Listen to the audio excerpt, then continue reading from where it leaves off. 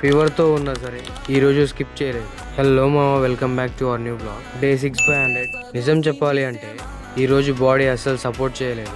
Full fever, అలాగే headache, full body వీక్నెస్గా ఉంది. కానీ ఒక పాయింట్ తర్వాత అర్థమైంది, లైఫ్లో రిజల్ట్స్ కావాలి అంటే మన కంఫర్ట్ జోన్ నుండి బయటికి రావాలి. బెడ్ మీద పడుకోవడం ఈజీ, కానీ లేచి జర్నీ కంటిన్యూ చేయడం అదే రియల్ డిస్ప్లే.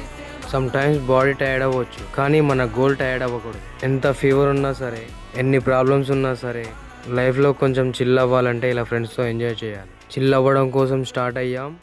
ఎక్కడికో తెలుసా? అదేమో మన విజయవాడకైతే స్టార్ట్ అయ్యాం. మేము వెళ్ళే దారిలో ఈ లొకేషన్ వచ్చింది. ఇది ఎక్కడో తెలిస్తే కామెంట్ చేయండి. ఫైనలీ మా విజయవాడ అయితే వచ్చేసాం మనమైతే. నేను ఫీవర్ తో ఉన్నా సరే ఫ్రెండ్స్ తో పాటు విజయవాడలో ఉన్న కనకదుర్గమ్మ టెంపుల్ దగ్గరికి అయితే వచ్చిన.